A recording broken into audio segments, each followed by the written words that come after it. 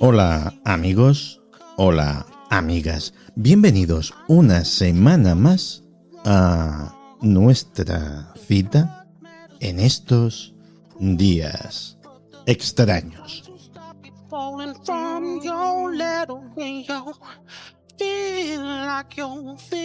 Es curioso, aunque comprensible, lo poquito que os gusta pensar en según qué cosas.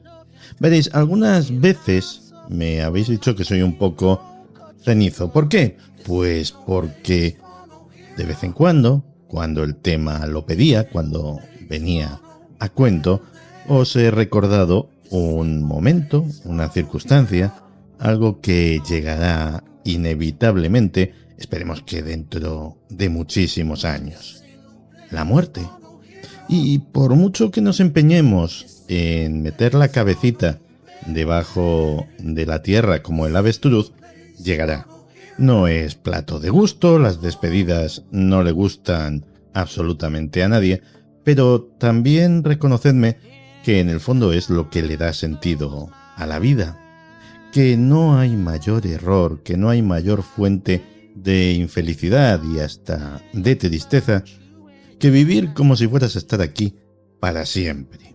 Así es como se dejan pasar las ocasiones, así es como uno se olvida de ser feliz, así es como se pierde un tiempo que es el mayor tesoro del que disponemos.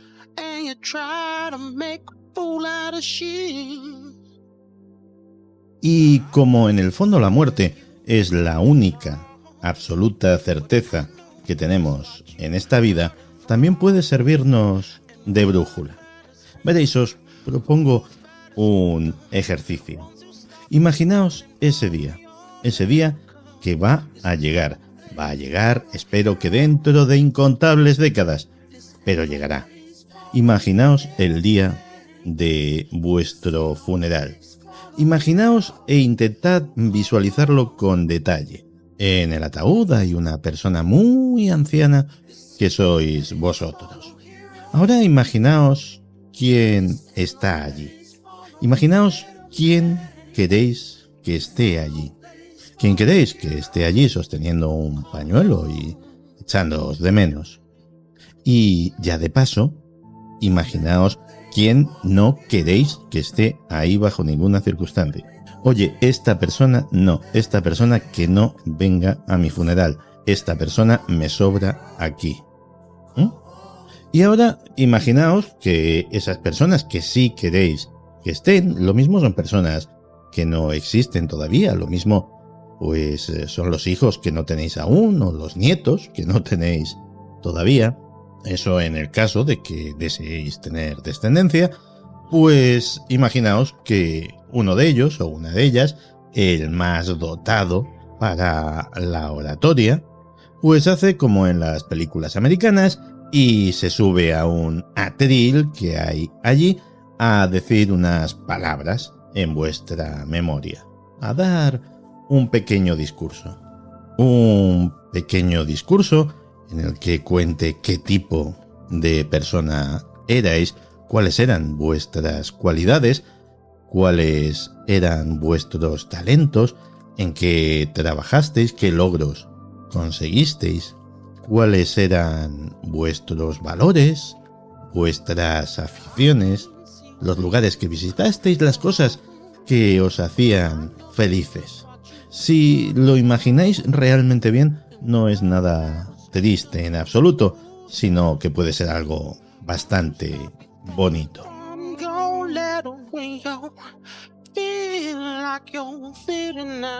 ¿Por qué os cuento esto? Pues porque el camino hacia ese funeral ideal empieza hoy mismo. El funeral va a llegar, sí o sí, pero que sea como lo habéis imaginado, depende de vosotros. El que esas personas que quisierais que estuviesen allí estén, depende de vosotros, salvo causa mayor. El que no estén, esas personas que no quisierais bajo ningún concepto que estuvieran esas personas que no pintan nada en vuestra vida, al menos nada bueno, depende de vosotros. Y el que esas palabras de ese discurso, de esa elegía, sean tan bonitas y os describan como habéis imaginado, depende de vosotros. ¿Cómo queréis que se os recuerde? ¿Cómo queréis que os recuerden esas personas que queréis, de las que os rodeáis? Las que os echarán de menos, las que llorarán. ¿Cómo queréis que sea la imagen que les venga a la memoria cada vez que se acuerden de vosotros?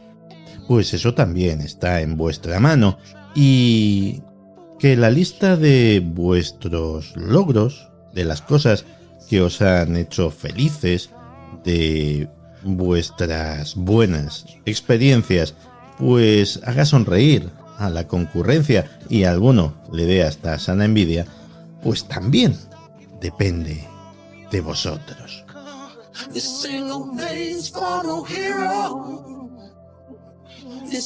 Da exactamente igual que mires para otro lado. La muerte está ahí.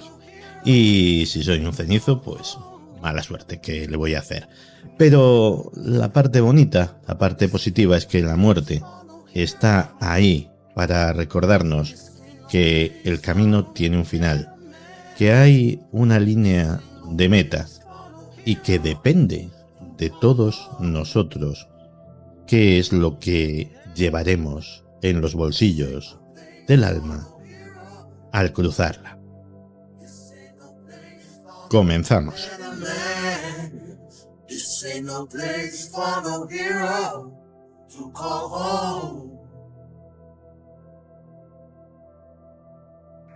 Vivimos en una época convulsa. El exceso de información genera desinformación, y a veces las noticias más jugosas y significativas se quedan fuera de los grandes medios. Temas demasiado controvertidos, demasiado extraños, demasiado desestabilizadores. Temas que podrían cambiar la manera de contemplar el mundo. Días extraños con Santiago Camacho.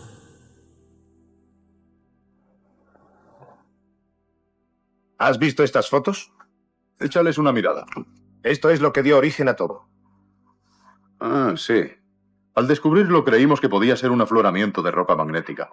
Pero toda evidencia geológica estaba en contra de ello, pues ni siquiera un enorme meteorito de ferroníquel produciría un campo magnético tan intenso como este.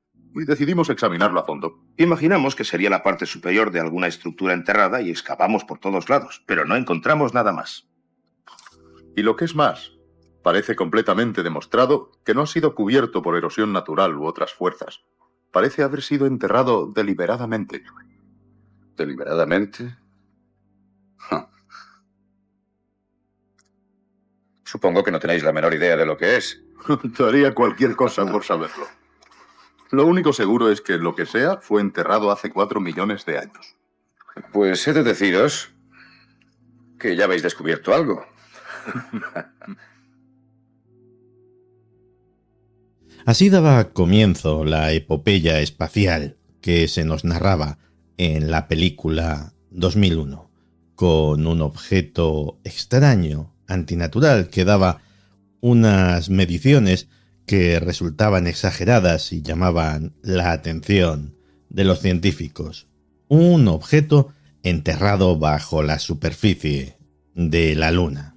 Y como suele suceder a veces, la realidad parece complacerse en imitar a la ficción, y eso es precisamente lo que supimos hace unos pocos días, que bajo la superficie de la cara oculta de la Luna se encontraba enterrado un objeto gigantesco, una enorme masa de metal que tiene desconcertados a los científicos y cuyas medidas, cuyas proporciones desafían la imaginación.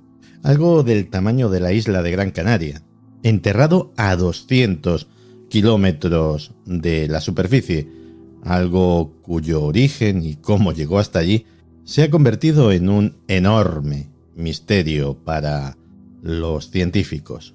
Curiosamente, como decían en el fragmento de la película, la primera explicación ha sido un enorme meteorito de ferroníquel que se incrustó allí hace millones de años. Pero a lo mejor sucede como sucedía en la película y el tal meteorito de ferroníquel resulta ser otra cosa infinitamente más extraña.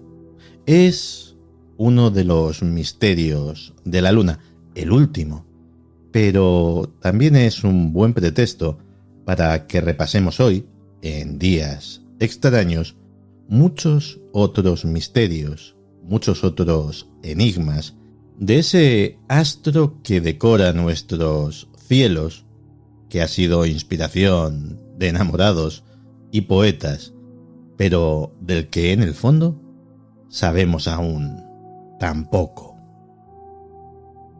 Además, es una fecha excelente para hablar de la Luna y de sus misterios. Este mes de julio se cumple el 50 aniversario de la llegada del hombre a la Luna. Eso para los que creemos que el hombre llegó a la Luna, que hay legión todavía de personas que no lo tienen ni muchísimo menos claro. Pero nosotros vamos a asumir que sí, que el hombre llegó a la Luna hace 50 años en unas condiciones heroicas, con una tecnología que hoy consideraríamos precaria, con una capacidad informática no en la nave, sino en toda la NASA, con la que no se podría hacer un smartphone de los actuales. Esto ya de por sí constituye un misterio en sí mismo, como el ser humano no encuentra barreras a su voluntad, como cuando realmente se propone algo, se consigue aunque parezca imposible. Pero no os decepcionéis ni muchísimo menos, porque aún eliminando las teorías de conspiración sobre si el ser humano llegó o no llegó a la Luna, lo hizo antes o lo hizo después, aún eliminando de la ecuación todos esos debates que son apasionantes y que probablemente sean motivo de un futuro programa, aún así nos queda un verdadero catálogo de grandes misterios, de enigmas sin resolver, de cuestiones inquietantes que afectan a nuestro satélite. Sin ir más lejos, su propio origen, algo que de momento solamente puede ser especulado, que solamente es objeto de diferentes hipótesis. La más popular, la más aceptada en la comunidad científica, es que en algún momento del pasado remoto de la Tierra, un cuerpo celeste gigantesco del tamaño de Marte colisionó con nuestro planeta y desgajó de él una parte que acabó formando la Luna.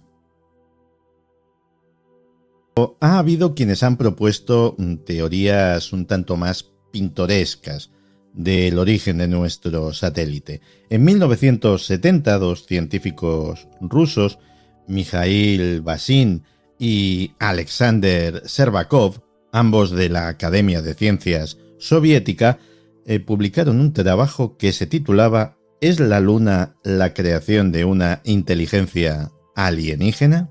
Un trabajo en el que proponían e intentaban demostrar que la Luna es un satélite artificial puesto en órbita por seres inteligentes. Para hacernos una idea, algo parecido a la Estrella de la Muerte de la saga Star Wars. Según sus datos, ecuaciones, mediciones y teorías, la Luna estaría compuesta de una superficie, de una coraza, de un casco, si estuviésemos hablando de una nave, de apenas 4 kilómetros de grosor, y por dentro estaría prácticamente hueca. Curiosamente, años después, con la llegada del hombre a la Luna, se obtendrían unos datos que aparentemente parecerían confirmar esta afirmación. El Apolo 12 fue enviado a la Luna básicamente con dos misiones. Una de ellas, colocar una serie de sismógrafos en la superficie lunar para medir la actividad sísmica. Y la otra era ni más ni menos que estrellar de forma deliberada el módulo lunar contra la superficie de la Luna, con una fuerza equivalente a la de una explosión nuclear. El resultado asombró a los científicos de la NASA, que dijeron que la Luna resonó como una campana durante más de una hora. Es más, Ken Johnson, supervisor de datos y fotografías de las misiones Apolo, dijo que la Luna no solo sonó como una campana, sino que toda la Luna se tambaleó de forma tan precisa que daba la sensación de que había unos gigantescos amortiguadores hidráulicos en su interior.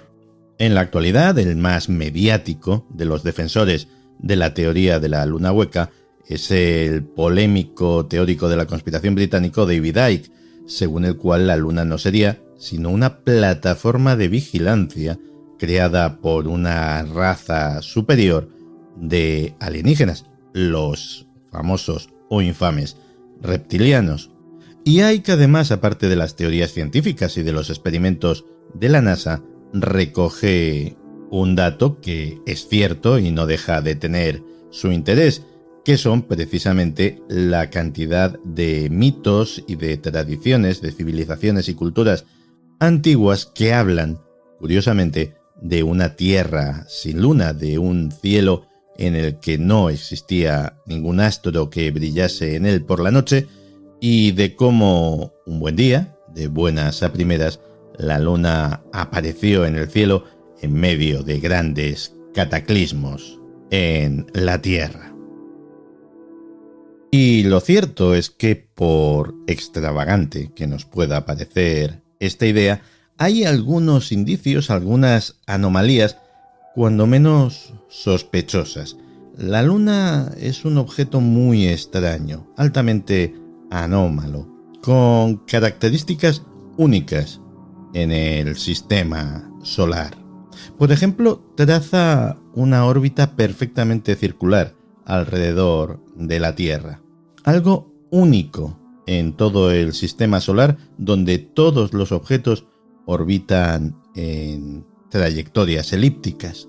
Y luego está esa característica tan curiosa, tan casual, de que siempre ofrezca la misma cara a nuestro planeta, que jamás hasta la llegada de los viajes espaciales hubiéramos sido capaces de saber qué había al otro lado de la Luna. Es mucha casualidad, ¿no? Es mucha casualidad que nuestra Luna, precisamente la nuestra, sea la que tiene un movimiento de traslación y de rotación perfectamente sincronizados para que siempre veamos la misma cara. Pero bueno, las casualidades existen, pero es que hay demasiadas, porque luego está la casualidad de casualidades, la que podemos contemplar, y de hecho lo hacemos cada cierto tiempo, y es la que se da durante los eclipses solares, porque aparte de la trayectoria circular, aparte de que siempre nos muestre la misma cara, aparte de todo eso, encima está colocada a la distancia exacta para cubrir perfectamente el disco solar y que durante los eclipses solo veamos la corona. Ese efecto tan bonito para los espectadores que tienen la ocasión de contemplarlo y tan útil para los científicos que durante unos minutos tienen una visión privilegiada de la actividad solar. Decía Isaac Asimov, no existe ninguna razón astronómica del por qué la Luna y el Sol deben encajar tan bien.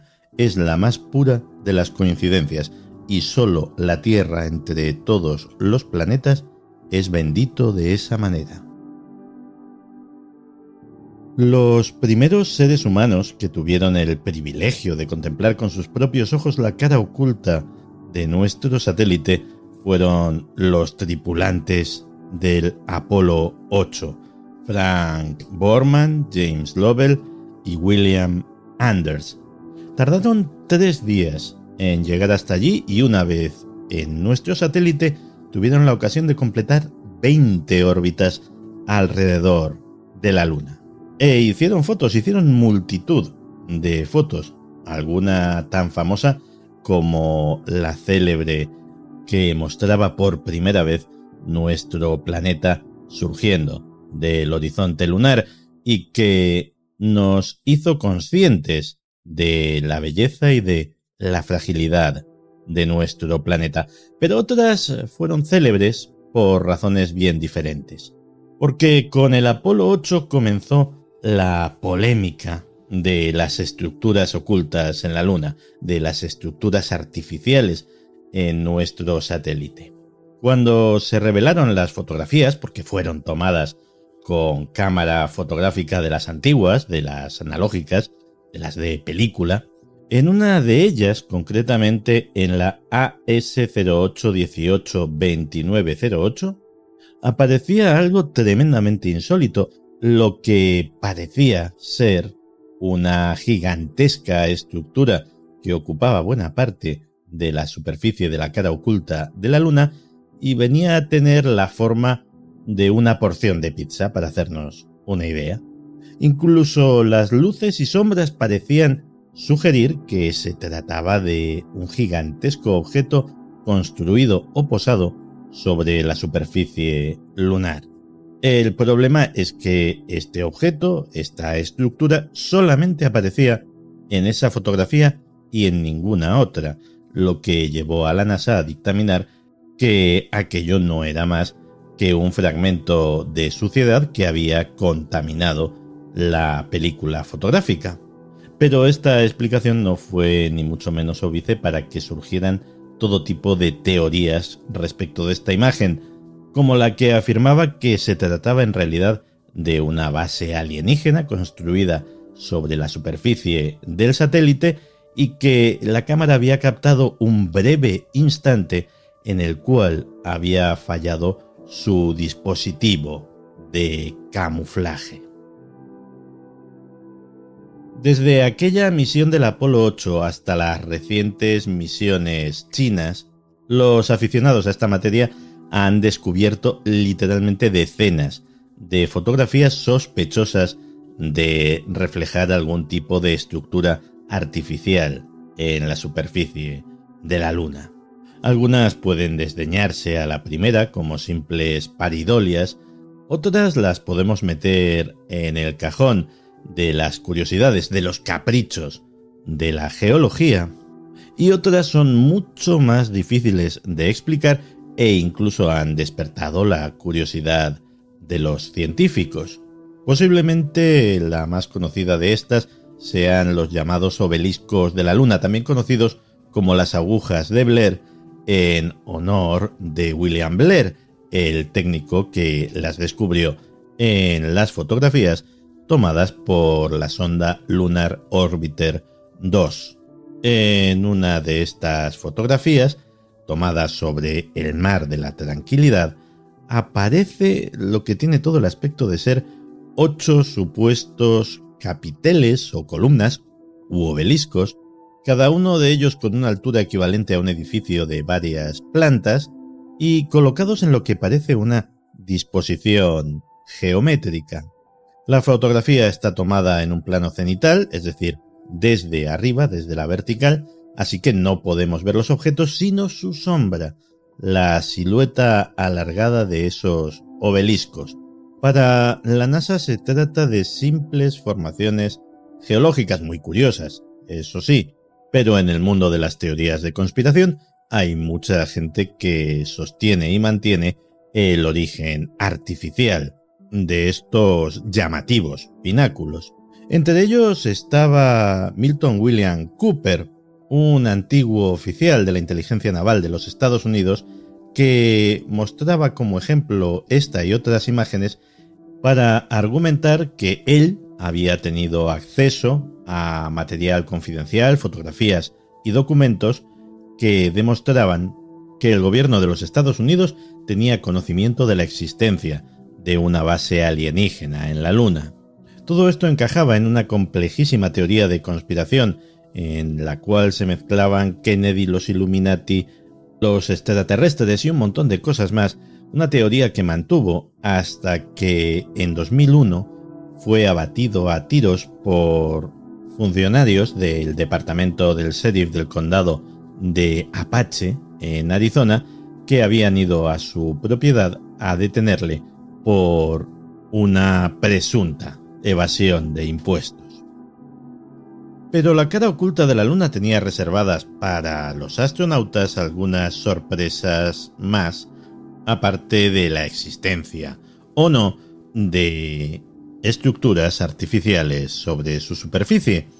La tripulación del Apolo 10, Gene Cernan, Tom Stafford y John Young, escucharon lo que calificaron como música de la Luna durante una hora mientras sobrevolaban la superficie de la cara oculta y habían perdido contacto con su base, con Houston. Comenzaron a escuchar una especie de sonidos ultraterrenos que parecían música y no estaban exentos de cierta belleza. El audio de las conversaciones entre los astronautas permaneció clasificado hasta el año 2008. Y cuando se conoció pudimos escuchar a unos perplejos astronautas preguntándose unos a otros si habían escuchado lo mismo, aquello que estaban calificando como música del espacio. E incluso llegan a expresar su temor de que si cuentan esta experiencia, que evidentemente les ha impresionado, como deducimos del tono de su voz, la gente en el control de tierra les pueda tomar por locos. Hay un momento en el que se escucha a John Young preguntando: ¿debemos de contarles esto? Y entonces Jim Cernan le responde: no lo sé, déjame que me lo piense. El incidente de la música de la Luna continúa siendo un misterio, aunque se han aportado algunas explicaciones. Una de ellas llegó cuando la sonda Cassini captó unos sonidos semejantes provenientes del planeta Saturno. Se trataba de ondas de radio generadas por partículas cargadas cuando se movían a través de la atmósfera magnética de Saturno. El problema es que la Luna ni tiene atmósfera ni tiene campo magnético. Así que la cosa estaba bien tirada, pero no podía ser. Por lo tanto, para no dejar el tema en barbecho y sin explicación, pues la NASA oficialmente lo explica como un mal funcionamiento de los equipos de comunicación del módulo de mando y del módulo lunar, que se estarían produciendo interferencias entre ellos. ¿Y los astronautas qué opinaban? Pues no lo sabemos porque jamás han hablado en público de este asunto. Pero en la Luna no solamente se escuchan cosas más o menos extrañas, sino que también se ven. En múltiples ocasiones se han visto objetos o luces inexplicables atravesando la superficie lunar. Lo han visto además los observadores más escépticos y mejor cualificados para ello, los astrónomos. Y claro, como son científicos los que lo ven, pues no lo vamos a llamar ovnis por mucho que vuelen y no sepamos lo que son. Vamos a ponerle un nombre específico: fenómenos transitorios lunares. O trasladado al lenguaje común, fenómenos que se dan en la Luna de vez en cuando. Es decir fenómeno transitorio lunar y no decir nada viene a ser poco más o menos lo mismo, pero bueno, si a lo inexplicado le ponemos una etiquetita, pues vale, damos más o menos la impresión de que lo tenemos controlado, ¿verdad? Tampoco es algo que suceda todos los días, pero sí ha sucedido con relativa frecuencia. A veces son luces que aparecen en el interior de algún cráter o sobre la cima de alguna cordillera montañosa, otras veces son como nubes en movimiento y otras como sombras que se desplazan por la superficie. El fenómeno es tan antiguo y se ha visto tantas veces que a principios del siglo XX había astrónomos que pensaban que podía tratarse de animales, de manadas de animales que emigraban de una zona a otra de la superficie lunar. En el siglo XVIII, astrónomos tan reputados como William Herschel no solamente reportaban haberlos visto, sino que los explicaban como erupciones volcánicas en la Luna, cosa que a día de hoy sabemos que es tan descabellada como lo de las manadas de animales, porque la Luna es un mundo muerto en lo referente a las erupciones volcánicas. Y luego está la multitud de veces que un astrónomo aficionado, porque estas cosas solo les pasan a los astrónomos aficionados y los profesionales les suceden, no las dan a conocer, pues las veces en que un astrónomo aficionado ha fotografiado, o mejor dicho, filmado, objetos entrando, saliendo, atravesando el disco lunar. Eso descontando la historia contada por el propio Buzz Aldrin del objeto que acompañó al Apolo 11 durante todo su viaje. De hecho, Armstrong llegó a preguntar al control de Houston dónde se encontraba el último segmento, la última fase del cohete Saturno que les había llevado hasta allí. Y en Houston le contestaron que a más de 6.000 millas náuticas. Así que bueno, como en el caso de los sonidos de la cara oculta, los astronautas decidieron callarse y no dar más explicaciones por lo que pudiera suceder. Sobre lo que ocurrió después, en aquel viaje, cuando los astronautas llegaron por fin a la Luna, pues hay muchas historias, muchas especulaciones, no todas fiables y no todas ciertas. Buen ejemplo de ello es la historia de Otto Binder. Otto Binder fue el creador de Shazam, el superhéroe de la película que ha estado de moda hace unas semanas. Y también fue uno de los primeros proponentes de la famosa teoría de los antiguos astronautas. Ya sabéis que los alienígenas visitaron nuestro planeta hace miles de años e influyeron en la evolución humana.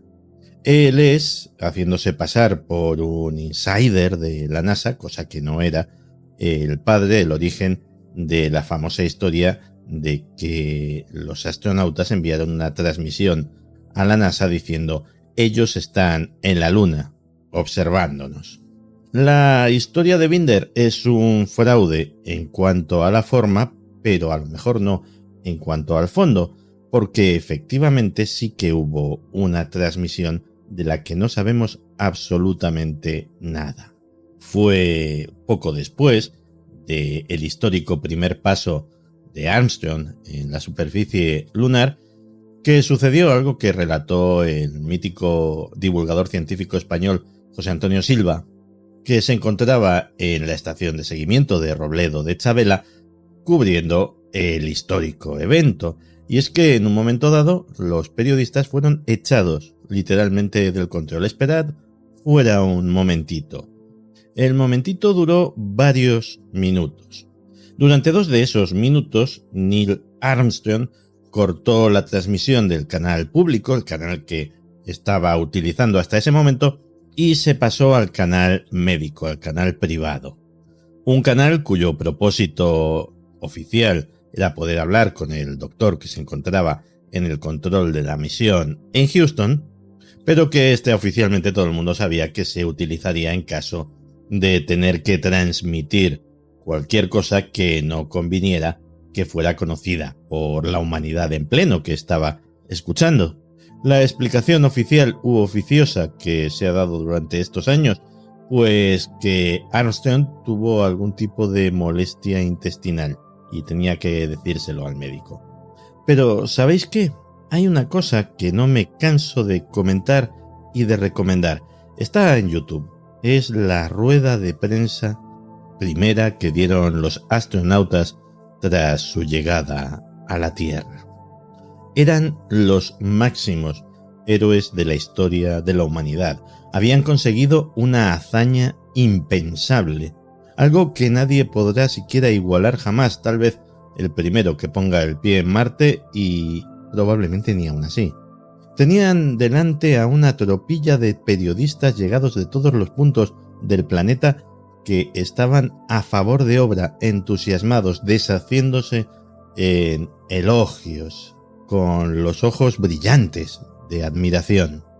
Y sin embargo, nuestros 3 protagonistas, nuestros 3 héroes, están taciturnos, casi tristes, casi enfadados. Hay un rollito raro en el lenguaje corporal, en las caras, en las formas de contestar.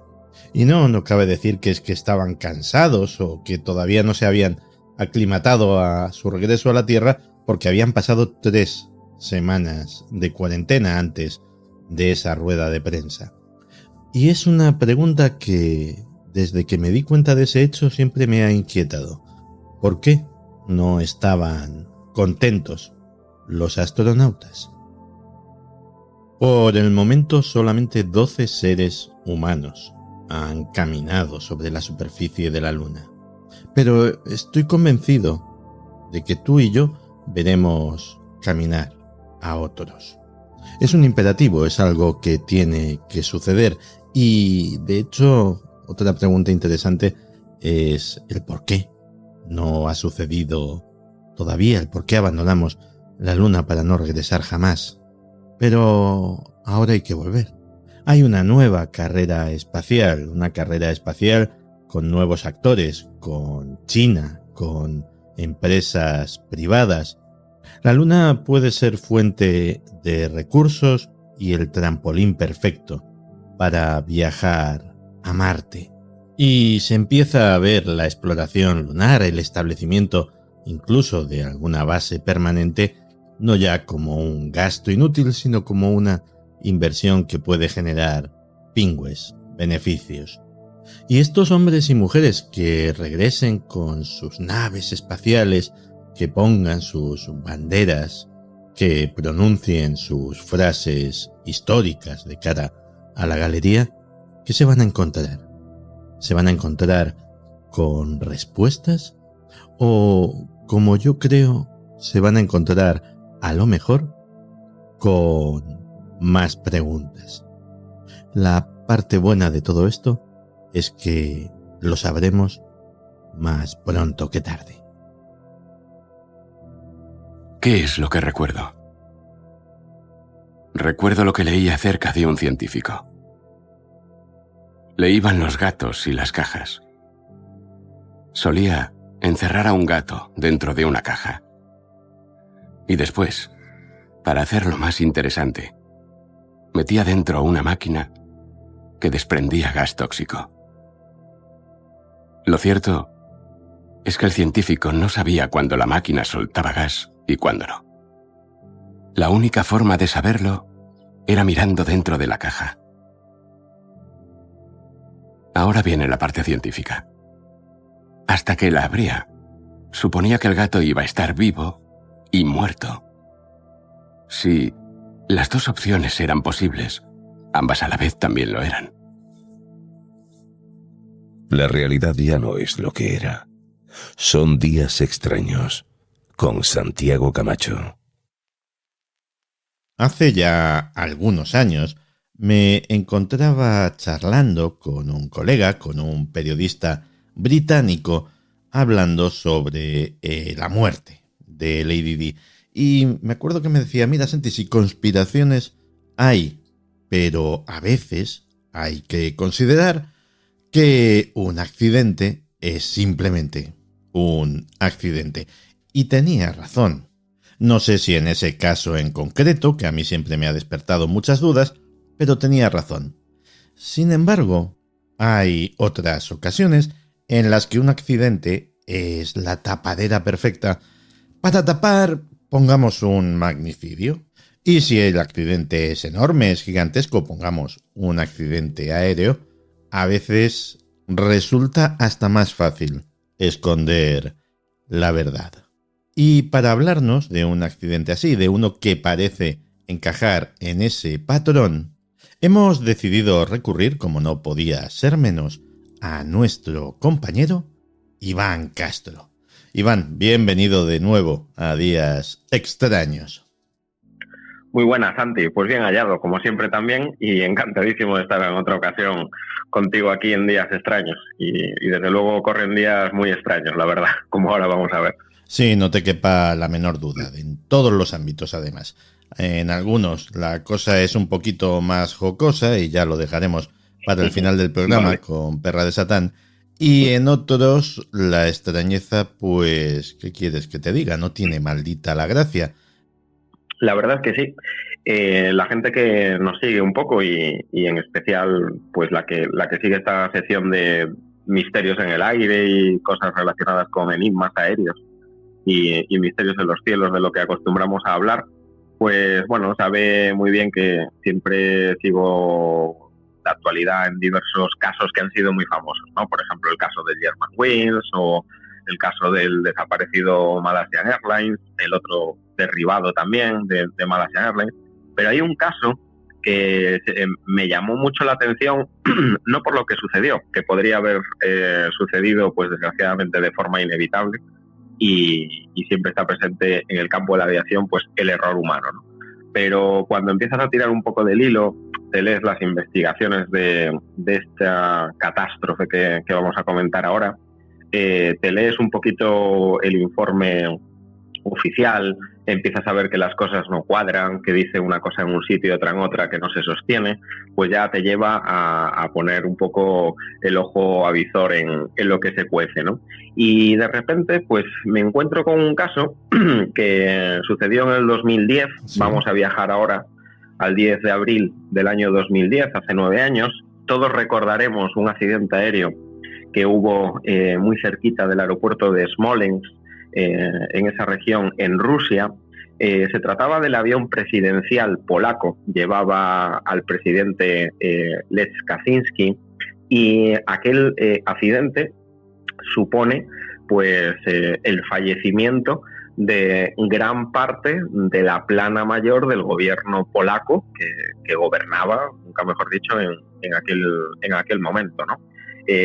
Nos encontramos con la muerte del propio presidente, nos encontramos con la muerte de su mujer que iba a bordo, los principales mandos militares del ejército polaco, mueren altos mandos de la Marina Militar polaca, mueren incluso miembros destacados del servicio secreto que estaban destinados o destacados en aquel viaje, o en definitiva muere una gran parte del gobierno polaco en funciones en aquel momento, ¿no? Esto me parece que es una circunstancia inédita. Es decir, alguna vez pues sí, algún mandatario ha muerto en un accidente aéreo, pero desmantelar un gobierno entero con la cúpula militar hasta con la cúpula eclesiástica es tremendo. Sí, de hecho, pues se sigue a rajatabla en muchos países. No se entiende muy bien esta situación que se dio con el gobierno de Polonia, porque precisamente para que un gobierno, la cabeza de un país que gobierna no se desmonte ante una tragedia, pues parte del gobierno viaja de una manera, parte del gobierno viaja de otra, pueden volar los dos pero en distintos aviones.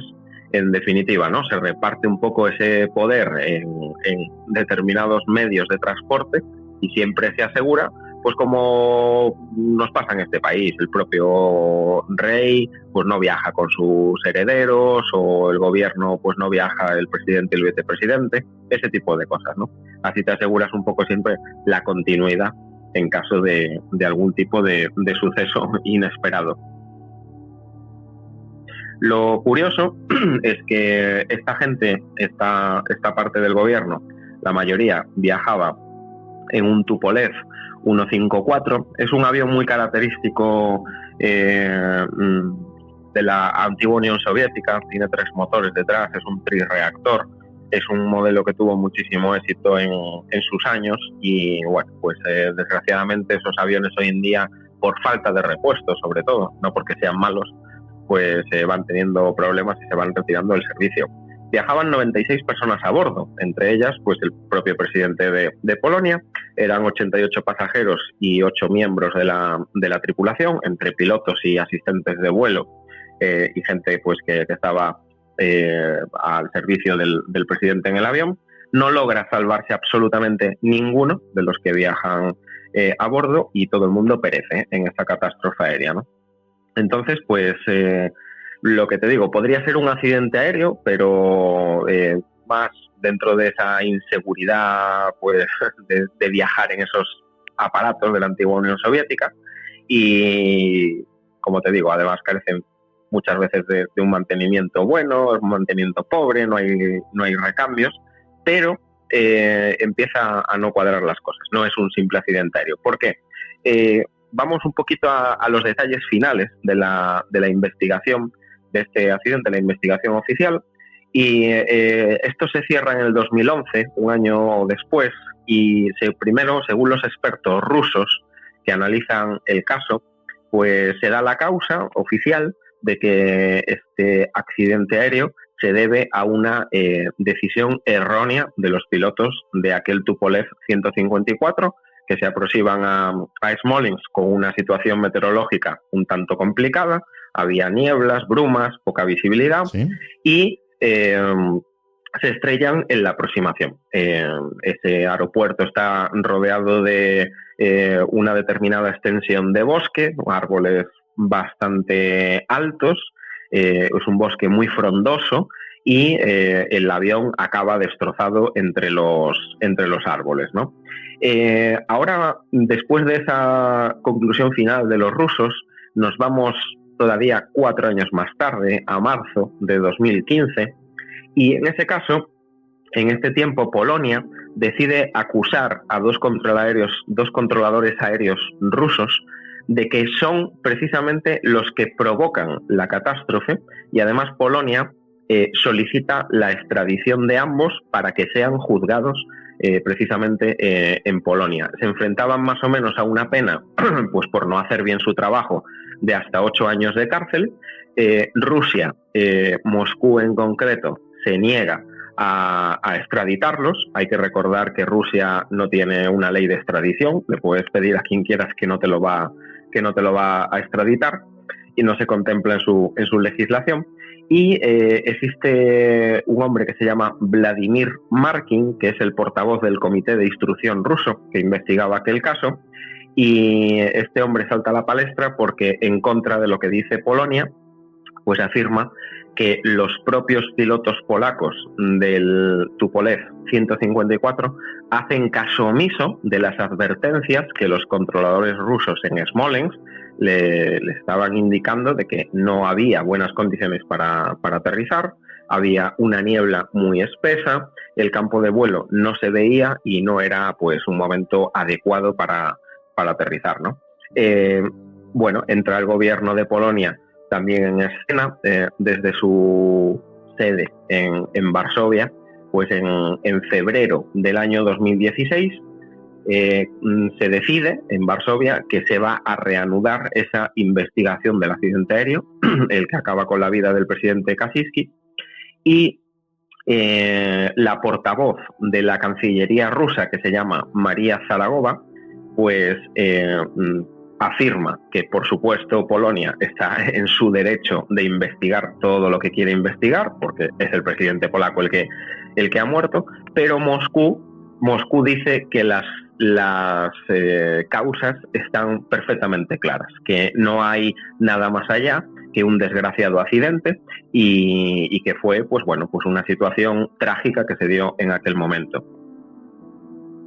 Hay un dato que rodea la figura de Kaczynski. Kaczynski, además, era un hombre, un político que era muy conocido por esa negativa tan fuerte que tenía él personalmente y políticamente de hacer, por ejemplo, pues cesiones de soberanía nacional a la Unión Europea. Era un político, digamos, que de alguna manera, entre comillas, era incómodo para Europa, ¿no? Y sobre todo para la política europea. Además, hay que recordar que Polonia, en la época de Kaczynski, pues era uno de esos últimos reductos políticos cristianos que, se convertía en un país incómodo también para la causa comunista rusa, ¿no? En este caso. Por lo tanto, el accidente aéreo al final se vuelve o se califica de una situación totalmente incomprensible. Polonia amenaza a Rusia de que va a demandarla internacionalmente en Estrasburgo, en La Haya, porque los rusos llega un momento que se niegan incluso a devolver los restos del Tupolev 154 que permanecen en todo momento en suelo ruso, bajo protección rusa, y de hecho, pues de esa manera precisamente los polacos no pueden realizar ningún tipo de investigación. Y entonces nos vamos al 20 de junio del 2016 y Polonia pues decide de una forma ya contundente que va a repetir las autopsias de los cuerpos que se recuperan del accidente aéreo, va a hacer un análisis toxicológico, va a hacer una tomografía informatizada de cada uno de ellos, va a hacer análisis de ADN y así determinará de alguna forma en un nuevo análisis si los rusos tenían razón o no por las causas del fallecimiento, si bueno, pues si había sido a causa del accidente aéreo o si no, ¿no? Entonces, según Polonia, los informes médicos rusos contienen además gravísimos errores, tan graves, y en España, pues desgraciadamente este hecho también nos suena un poco con el accidente del Yakolev. 6 cuerpos, por ejemplo, del avión presidencial son totalmente confundidos de identidad cuando se identifican tras el accidente aéreo. Y hay una situación porque los primeros testigos que llegan al lugar del accidente afirman que no ven ni un solo resto de ni un solo cuerpo de los pasajeros. No existe tampoco ni un solo resto del equipaje que llevaban estas personas a bordo. Y es, bueno, pues como dijimos al principio, además, para concretar este caso, que era sumamente extraño que la plana entera del gobierno y del ejército volaban en una misma aeronave y que se accidentara, pues muriéndose todos, ¿no? Con lo cual, Rusia confirma, por ejemplo, a Polonia, que solamente la identificación de 14 cuerpos de los 96 que viajaban ha sido posible realizarla. Se identifican por parte de Rusia 14 cuerpos nada más de los 96. No es mucho, ¿no? Sin embargo, la prensa confirma que bueno, hay 96 personas fallecidas, 88 son del gobierno polaco, del ejército polaco, y empiezan a variar un poco las informaciones que da la propia prensa con las informaciones que da Rusia oficialmente.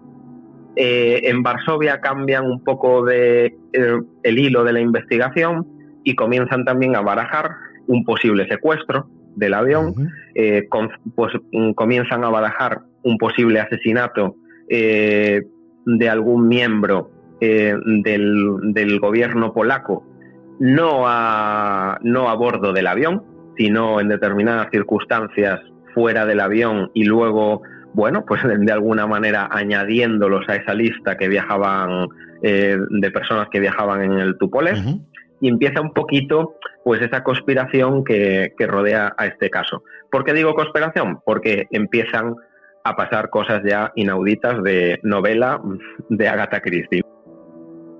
Ah, que me estás queriendo decir que lo que me has contado hasta ahora no era todavía lo que era de novela de Agatha Christie, pues me han parecido cosas algunas bastante, pero bastante extrañas.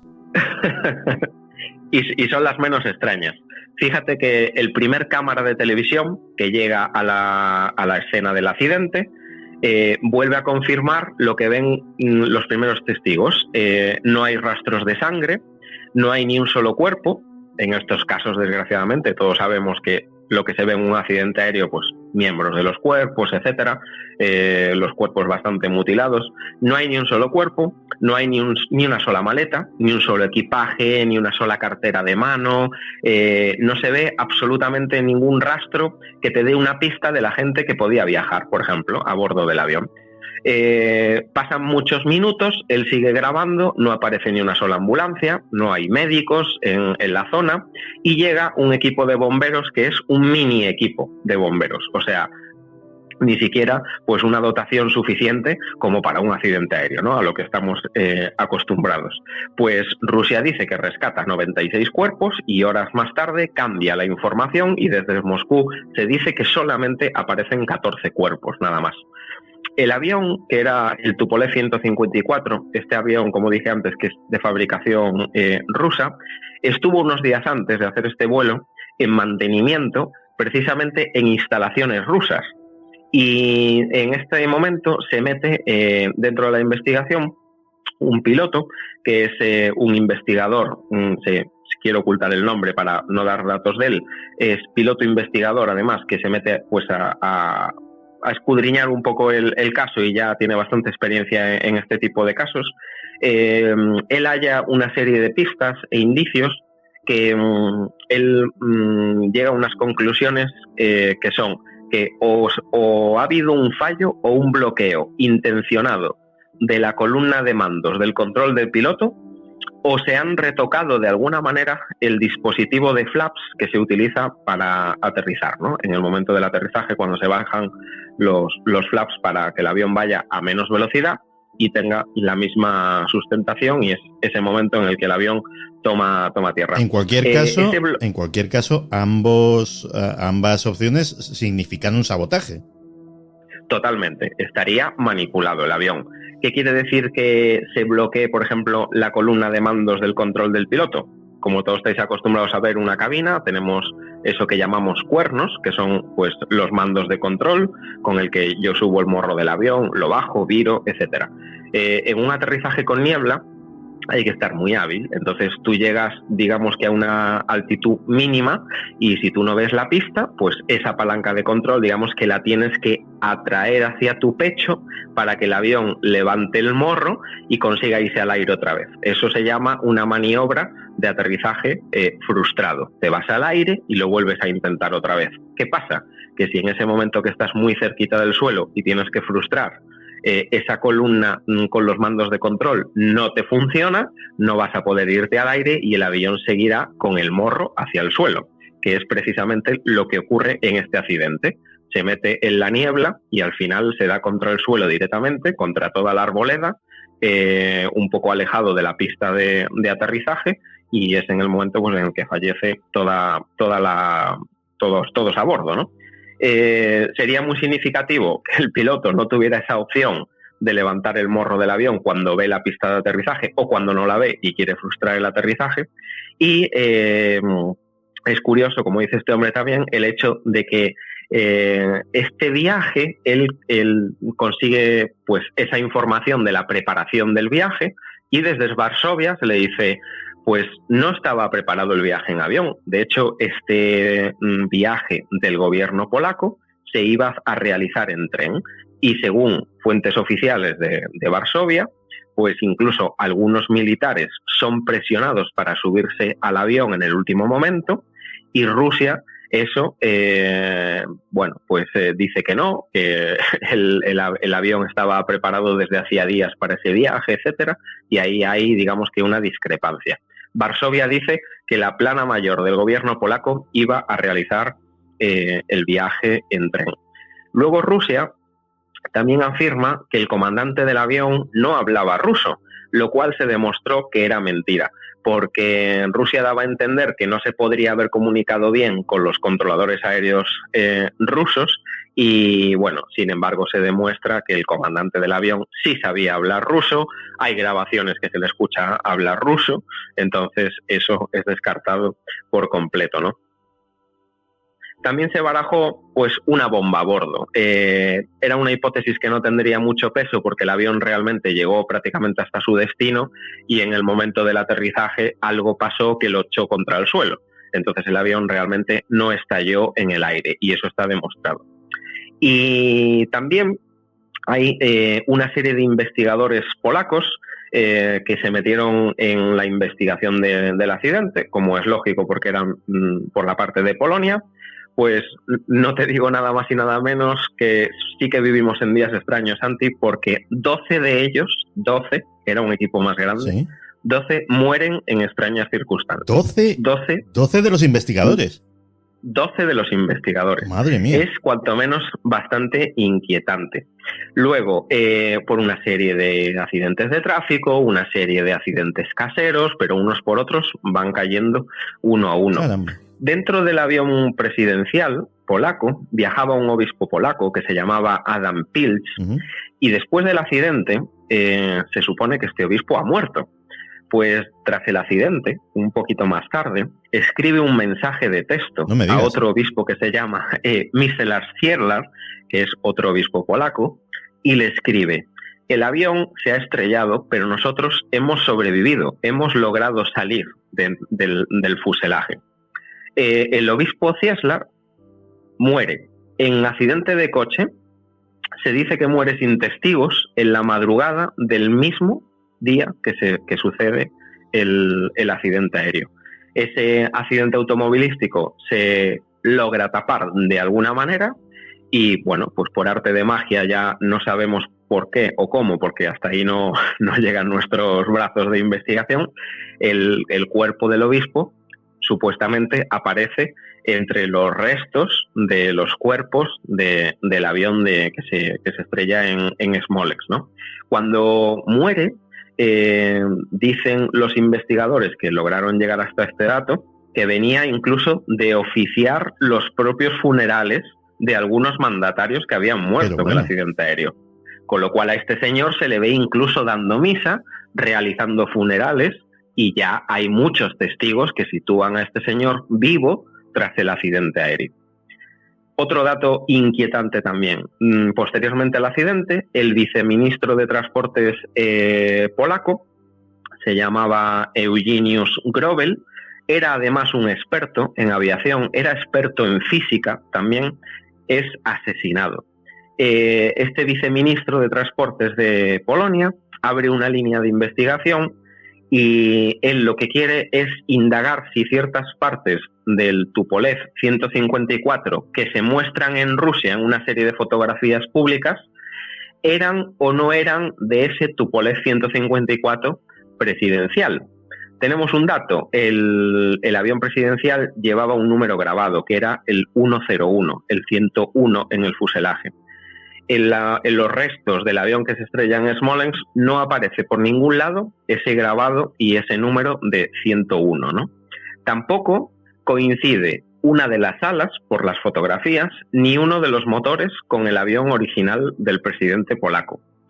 A este señor que es asesinado, supuestamente lo mata su hijo, que era un desequilibrado mental.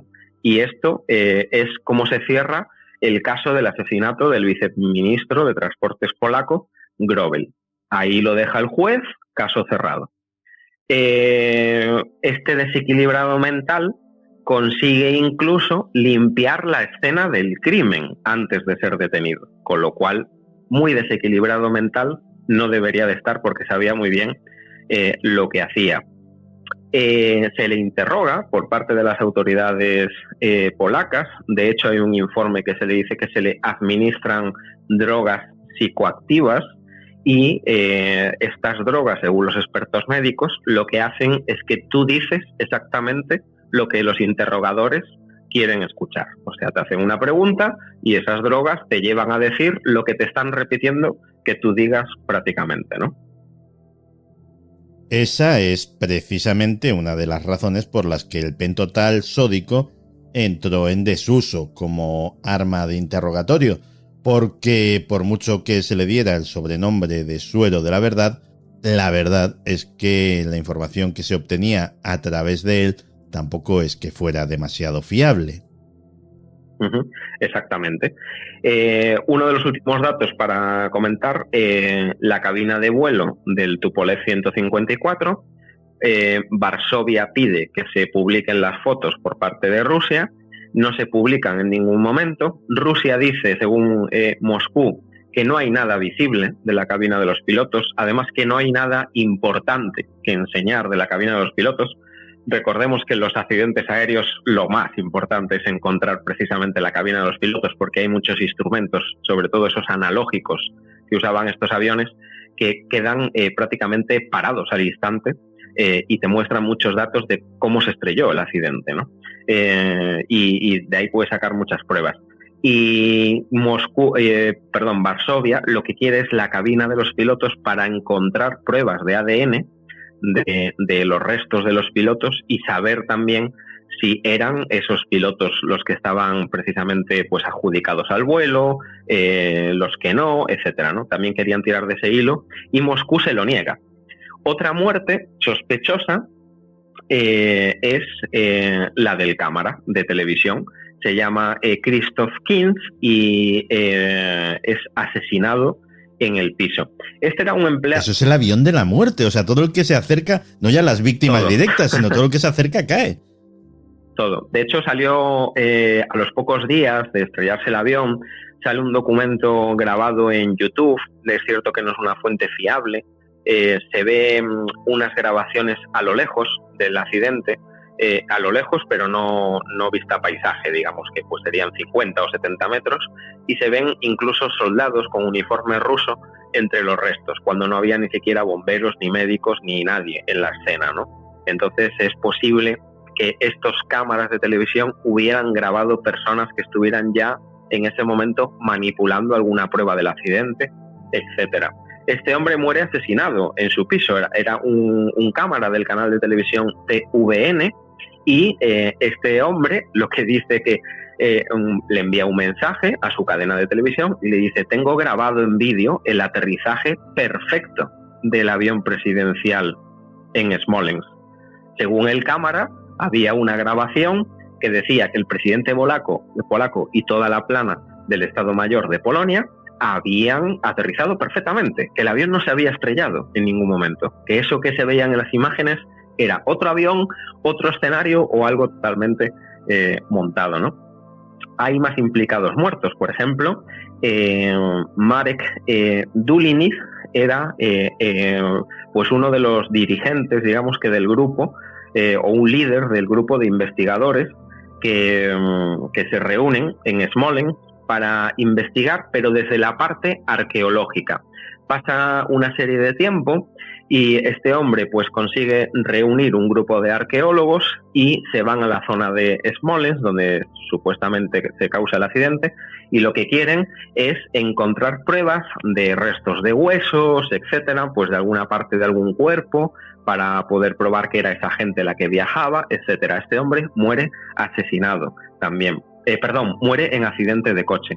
Y luego también fallece un periodista de investigación que se llamaba, no sé decir muy bien el nombre, Wojciech Szumliński, y era periodista de investigación que estaba detrás de este caso, además de forma bastante precisa, y sufre un sabotaje en el coche en el que viaja, y consigue sobrevivir, aunque tiempo después pues fallece, ¿no? Bueno, en resumen, hay una serie de detalles que marcan la sospecha más sombría habida y por haber en este accidente. Y ya el no va más es, por ejemplo, detalles como ya técnicos del accidente. Por ejemplo, sobre 1 metro de barro, de fango en tierra, se encuentra una insignia polaca de la sala presidencial del avión.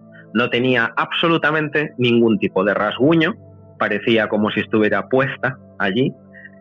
Aparece una gorra de un uniforme militar del ejército polaco. Sí, que son muy características, además. Exactamente. En concreto era la gorra de Andrei Blasik. Además llevaba incluso pues el nombre interior en una etiqueta. Aparece en perfecto estado, aparece sin una sola gota de fango ni de barro, y es curioso porque aparece con el emblema del águila polaca puesta al revés. Y de repente, cuando empiezan a estudiar un poco lo que se recoge en la escena del accidente y de lo poco que se devuelve a Varsovia, que supuestamente pues son los restos de los pasajeros, etcétera, pues se empiezan a dar cuenta que hay militares que viajaban a bordo y que llevan uniformes polacos, pero todos llevan las insignias puestas al revés. Esto hace indicar que de alguna manera pues o a esas víctimas las han desvestido y las han vuelto a vestir para ocultar pruebas y lo han hecho mal, o alguien dice que es un símbolo de desprecio por esa gente que acabas de asesinar. Con ese gesto, ¿no? Muestras un poco el desprecio. Para ir concluyendo un poco también, pues después del accidente aéreo en Polonia, todos los miembros del gobierno polaco que sobreviven, que se quedan en Varsovia, reciben un mismo mensaje y reciben un mismo mensaje en sus móviles con una instrucción a cumplir que se les dice pues que deben de opinar y declarar de cara al público lo que tienen que decir, ¿no? O sea, es ya un poco manipulada la declaración pública que van a hacer en las televisiones, en la prensa, etcétera. Todo ha sido culpa de los pilotos. Ha sido un mero accidente aéreo, ha sido una mala maniobra pues del comandante, del piloto al mando. Volaban muy bajos en medio de una niebla muy extensa y se estrellan al aterrizar con una visibilidad pues prácticamente de cero, ¿no? Y esa es la orden que se le da a los miembros del gobierno polaco para declarar en caso de que le hagan algún tipo de pregunta a los medios de comunicación. Al final, después de todas estas pruebas que hemos pues recogido para el programa de hoy, lo que se demuestra es que de accidente aéreo tuvo muy poco. Es cierto que luego hubo o ha habido intentos de abrir esta investigación otra vez y ya países europeos con ya, digamos que agencias serias de investigación de accidentes aéreos se han metido en este caso. Y es muy, muy, muy sospechoso que Rusia no quiera dar, de hecho hay un litigio internacional debido a que Rusia no quiere entregar los restos del supuesto avión presidencial. Entonces eso realmente lo dice todo. Lo que no hemos visto es un accidente aéreo. Probablemente ha sido un escenario manipulado que ha simulado ser un accidente aéreo, que igual ha sido un accidente aéreo provocado o un sabotaje, como bien dijiste tú antes. Y en uno de tus programas escuché a una de las invitadas que entrevistaste nombrar o hablar brevemente de pues una red internacional de terrorismo que era una especie de red terrorista oculta, y eso es lo que se conoce como esa famosa red Gladio, la red Gladio de la OTAN, que dicen pues algunas malas lenguas que es un cuerpo formado por la OTAN para eliminar de alguna forma a gente incómoda. Y bueno, se barajó en su momento también que esta red pudiera incluso estar detrás de la muerte de Lech Kaczynski y que hubiera sido pues una víctima más de este poder oculto, ¿no? Siempre digo que tengo mucha suerte de conocer también pues a determinadas personas en los servicios de inteligencia, etcétera. Les he preguntado exclusivamente por la red Gladio, si esto se existe, si esto se comenta. Y bueno, me responden muchos, como saben que soy gallego, que me dicen, es como las meigas, no existen, pero a ver las haylas, ¿no? Entonces, es cierto que algo existe, pero sin embargo yo no creo que se pueda relacionar con esta red terrorista en este caso. Los indicios pues son claros. Un presidente 100% cristiano, un enemigo de toda la vida que es el comunismo, y de alguna manera era un político muy incómodo para Rusia, para países del este, etcétera. Y todo nos lleva a pensar que realmente pues fue un sabotaje y que el asesinato de Kaczynski estaba totalmente preparado. Pues no te diría yo que entra ni mucho menos fuera del reino de lo posible. Decías que vivimos días extraños, pues según cruzas la línea del antiguo telón de acero y empiezas a viajar hacia el este, se van poniendo normalmente cada vez más extraños. Es una zona que tiene todavía a día de hoy muchas importantes peculiaridades, por decirlo de una manera suave. Pues sí, tiene muchísimas historias que sacar. Tiene además muchísimas historias ocultas aeronáuticas que podríamos comentar incluso en sucesivos programas, porque de verdad que dentro de este tipo de historias y de conspiraciones es una auténtica mina, ¿no?, para comentar. Pues ¿sabes a qué me estaba recordando todo esto que me estabas contando? Levemente, tampoco es que tenga formalmente mucho que ver, pero yo me entiendo. Al MH370. Pues sí, estos días hay también novedades. Cuando quieras también las comentamos, igual por falta de tiempo, las dejamos para el próximo día. Pero bueno, desde luego incluso hay informes ya un poco extraídos de forma pública, que ya relacionan determinados servicios secretos rusos implicados en la desaparición del avión de Malaysia Airlines. Madre mía, están los rusos en todos sitios. Parece los mejores tiempos de la Guerra Fría. Que, por cierto, Pues sí. Parece que se está reeditando de alguna forma. En fin, pues Iván, que nos has dejado una historia fascinante, como de costumbre, con muchas más preguntas que respuestas, pero así nos gusta en Días Extraños, así que no pasa absolutamente nada. No pasa nada, como bien sabes, pues siempre sigo la actualidad de todos los casos que cuento. Si hubiera alguna novedad, pues desde luego en Días Extraños la vamos a contar y vamos a poner a todo el mundo al día. Y para mí, que ya sabes, pues es un placer siempre contarte este tipo de historias. El placer y el privilegio es nuestro de poder contar con tu conocimiento y con tu forma de contarlo, que nos encanta. Un abrazo grande, Iván. Un abrazo, hasta la próxima, Santi.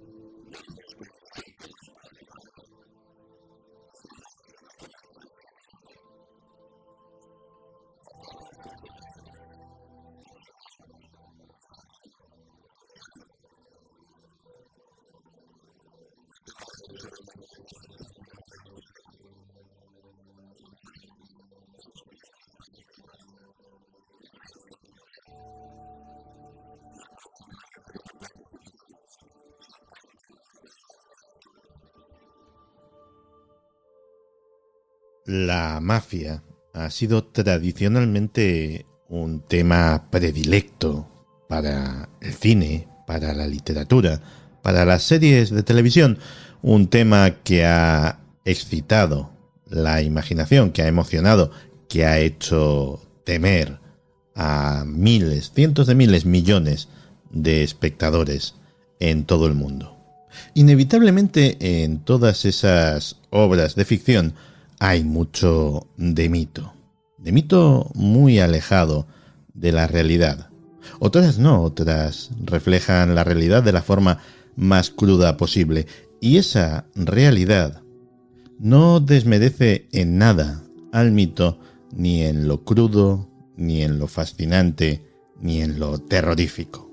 Sobre esa realidad, la realidad de la mafia siciliana, Alberto Ausin, nuestro invitado de hoy, ha escrito un libro fascinante, un libro que se titula Sicilia Nostra, y además siempre es un placer traer a Días Extraños a un compañero podcaster. Él tiene su podcast que se titula La Nave Blanca y que podéis encontrar aquí en iVoox.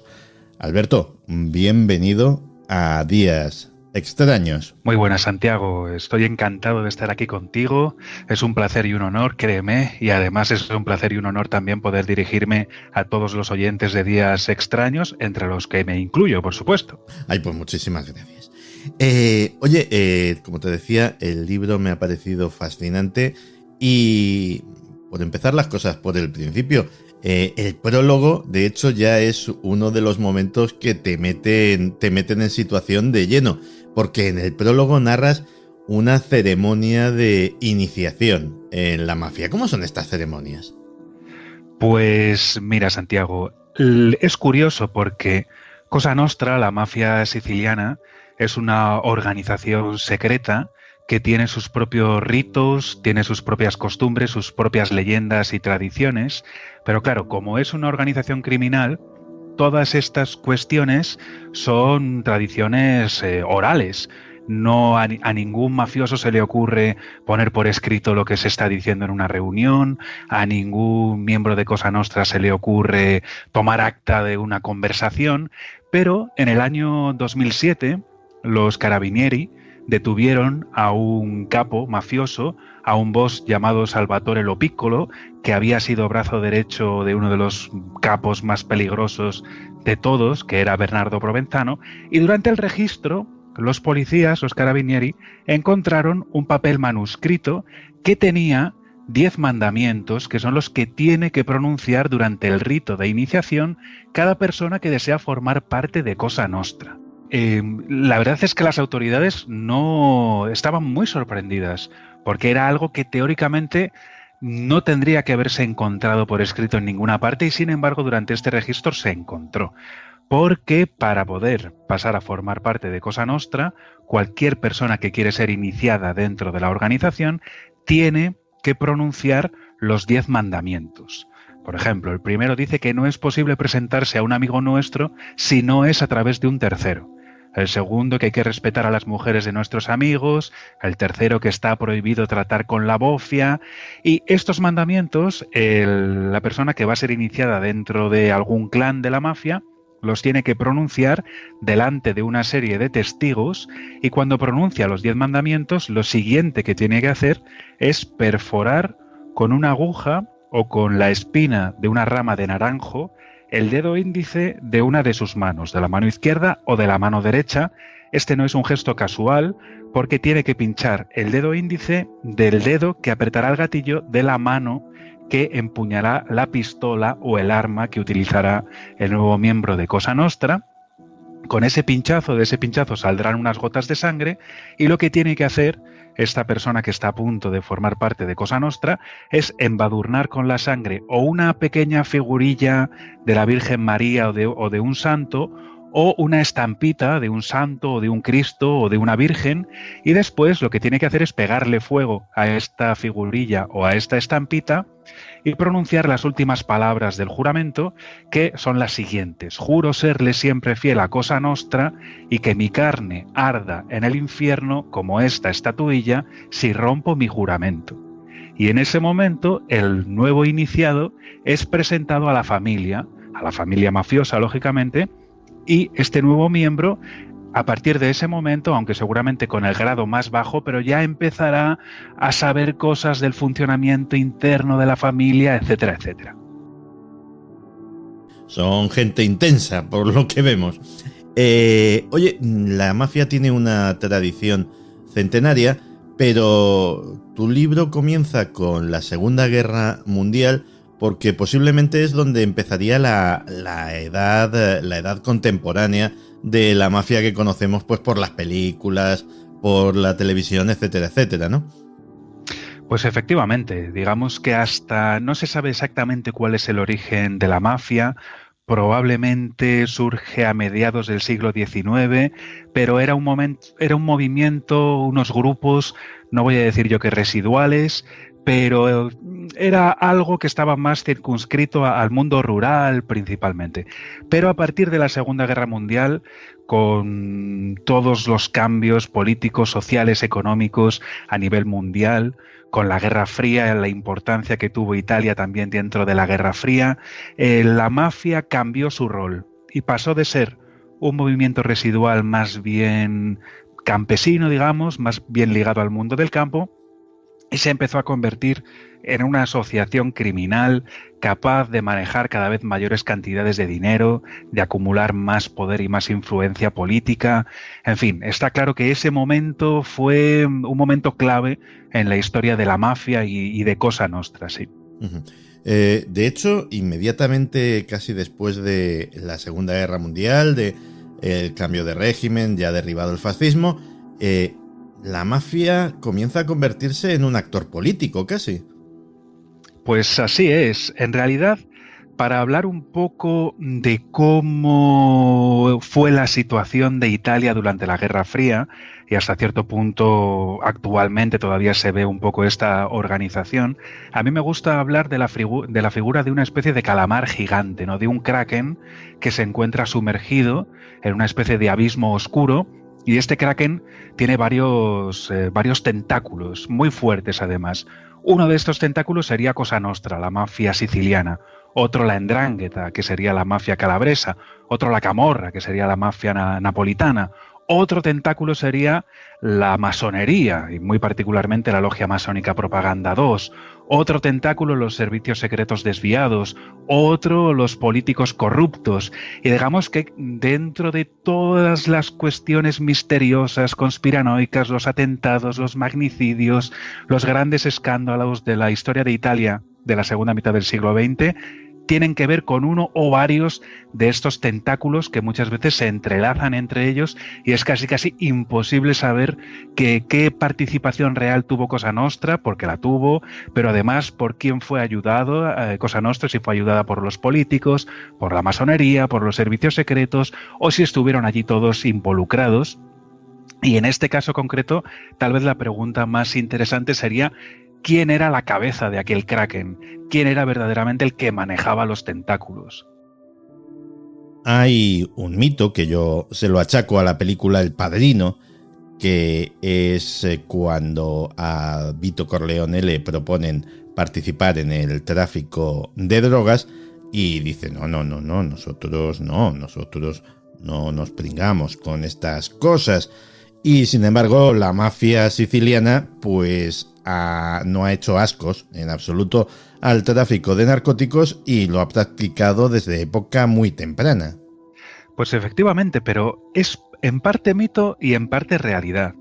Porque digamos que dentro de la Cosa Nostra real siciliana, porque también hubo antes una Cosa Nostra estadounidense, y de hecho la Cosa Nostra siciliana se inspira más bien en la Cosa Nostra estadounidense, pero es verdad que determinados capos mafiosos, bueno, tú tienes razón claramente, Santi, porque ningún capo mafioso, ninguna familia le hacía ascos al tráfico de drogas ni al tráfico de armas, y en el caso de la droga, principalmente en un primer momento la heroína y morfina y después la cocaína.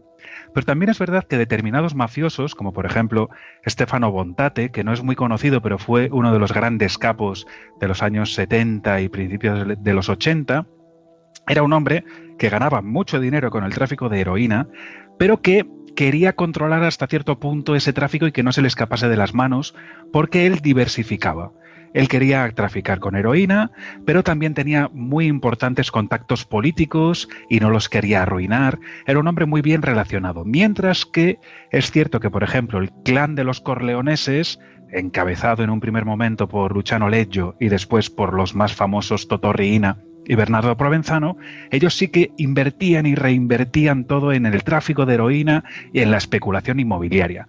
Por lo tanto, en el caso de la película El Padrino, sí que es verdad que está un poco exagerado, pero bueno, y es verdad que luego el consigliere del Padrino sí que le dice al Padrino, a Vito Corleone, el problema es que si nosotros no nos metemos en el tráfico de drogas, aunque tengamos muchas aldabas entre políticos y jueces, al final, al cabo de un tiempo, nuestros enemigos van a ganar más dinero con ese tráfico y van a terminar teniendo esa influencia que nosotros tenemos ahora. Así es que bueno, en parte ficción y en parte realidad.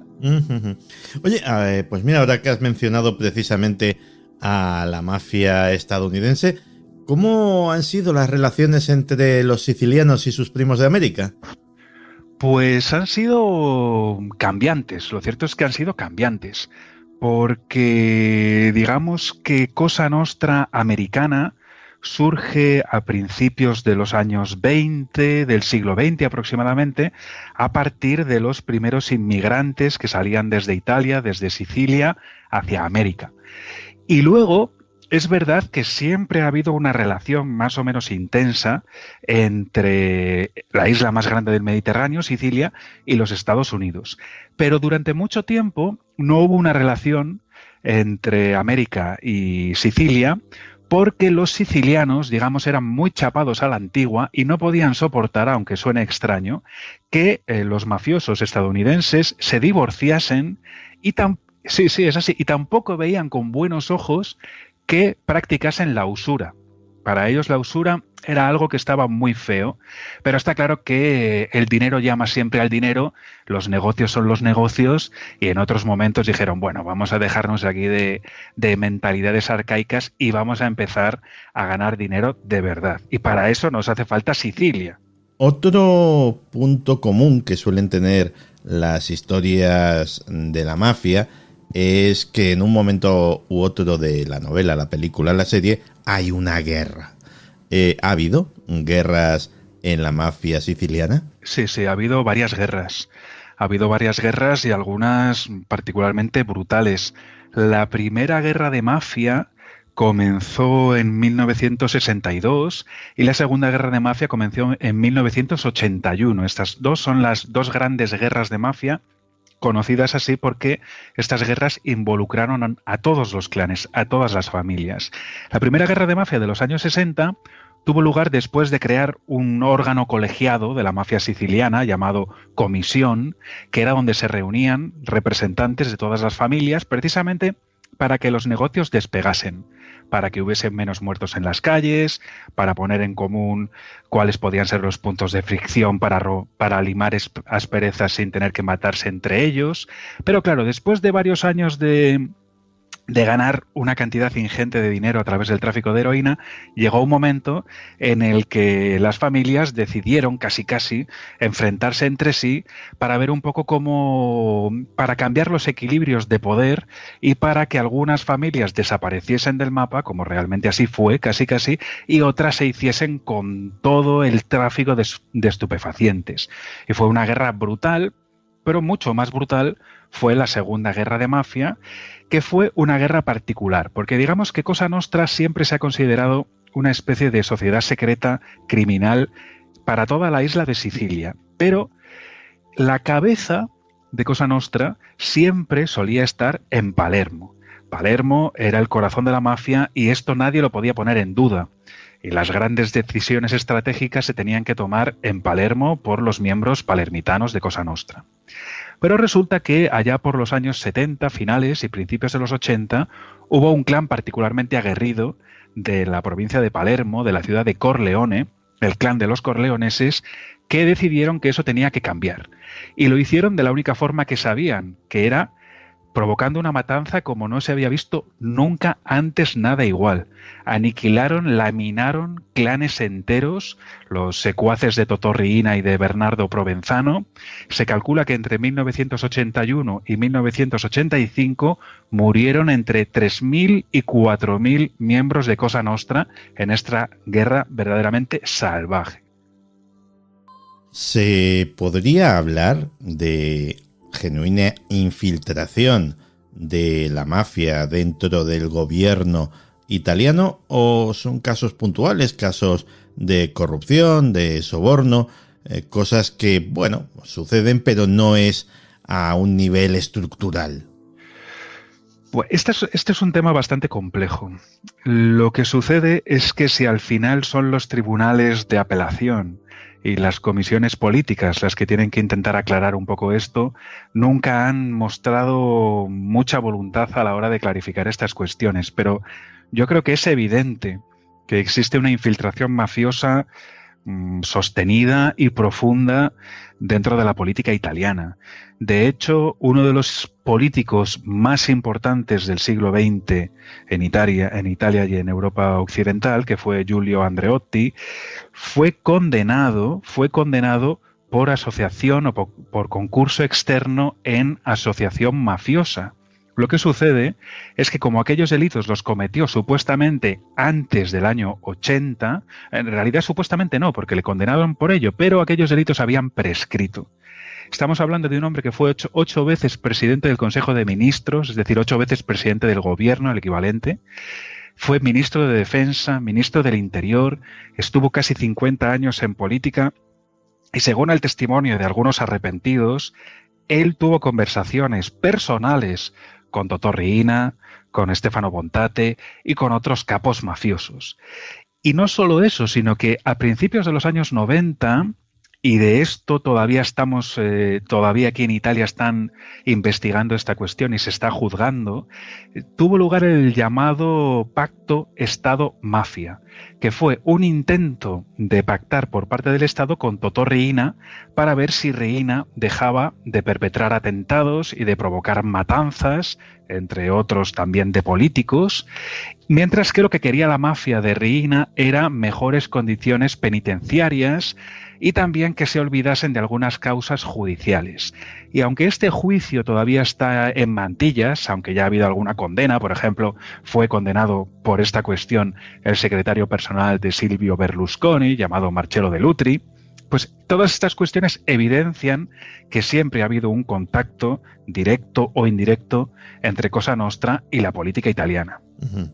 Bueno, pues mira, acabas de sacar el nombre, tenía la pregunta reservada para más adelante, pero ya te la suelto, porque si en las últimas décadas ha habido un hombre que ha sido pues casi figura principal o estelar de la vida política y social italiana, ese ha sido Silvio Berlusconi, y en parte hasta de la española por su presencia en los medios de comunicación. Y de Silvio Berlusconi se ha dicho de todo. Falta por decir si ha tenido trato con la mafia o no. Pues ha tenido trato con la mafia, y esto es algo además que está perfectamente demostrado, no tanto por el hecho de que su secretario personal durante muchos años, Marcello Dell'Utri, esté en la cárcel, haya estado unos cuantos años en la cárcel, me parece que ahora mismo está en arresto domiciliario, pero fue condenado con una sentencia firme por asociación mafiosa. Pero bueno, era su secretario, de acuerdo. Pero es que este hombre, este secretario de Berlusconi, no era ni lombardo ni milanés como Berlusconi, sino siciliano de Palermo. Y en los años 70, el secretario personal de Berlusconi le recomendó a Berlusconi, a su jefe, que contratase a un tal Vittorio Mangano para que lo llevase a su fastuosa mansión en Arcore, cerca de Milán, para que trabajase allí como caballerizo. Lo que sucede es que este hombre, el tal Mangano, no sabía nada sobre caballos. De hecho, él lo que hacía normalmente era extorsionar, agredir, amenazar, y no solía ir ni a los hipódromos ni a las cuadras de ninguna parte de Sicilia, sino que frecuentaba calabozos, comisarías y juzgados. ¿Quién era exactamente este hombre? Pues era uno de los miembros del clan mafioso de Porta Nuova, que sirvió durante un año aproximadamente a Silvio Berlusconi. ¿Qué hacía exactamente este tal Mangano? Pues normalmente llevaba a los hijos del magnate al colegio, los recogía a la salida, pero se supone, y esto lo estaba investigando el difunto juez Paolo Borsellino, se supone que fue Mangano el que puso en contacto a Berlusconi con algunos de los más importantes padrinos de los años 70 y 80, de los padrinos sicilianos. Porque evidentemente, aunque parezca extraño, Berlusconi y algunos padrinos tenían muchas cosas en común. Por ejemplo, su afición por el dinero, su amor por el lujo, y luego tenían intereses recíprocos, porque los grandes padrinos necesitaban reciclar dinero y Silvio Berlusconi necesitaba hacer grandes negocios, tenía siempre que comprar medios de comunicación, tenía siempre que levantar gigantescas urbanizaciones y también tenía que tirar para adelante con su equipo de fútbol que, oye, para ganar ligas y copas de Europa hace falta mucho dinero. Cuando hablamos de Cosa Nostra hay una cosa que llama muchísimo la atención, y es que estamos hablando de una organización de gente que su forma de vida es el delito, la violencia, la extorsión, el asesinato, y sin embargo van de ser muy devotos y se las dan de muy buenos cristianos, al menos lo pretenden. ¿Cómo son las relaciones de Cosa Nostra con la Iglesia? Pues depende. Aquí también hay muchos casos diferentes. Ha habido algún sacerdote que se ha jugado la vida y de hecho que la ha perdido por enfrentarse directamente a Cosa Nostra, pero también es cierto que determinados sacerdotes y sobre todo algunos altos jerarcas del catolicismo, como el arzobispo Paul Marcinkus, si no colaboró directamente con la mafia, sí que manejó ingentes cantidades de dinero y trabajó para blanquear dinero de la mafia. Es verdad, ¿no?, que los mafiosos tienen este aspecto un tanto religioso o de devoción, pero claro, es que ahí ya cada uno tiene que hacer sus cuentas y su esquema mental de cómo es posible que esta gente sea tan devota y cómo es posible que un sacerdote pueda otorgar el perdón a un asesino convicto y confeso o a personas que han asesinado cientos, por no decir miles de personas. También es verdad que hasta cierto punto los mafiosos son tan tradicionalistas porque en cierta medida ayuda a la propia asociación.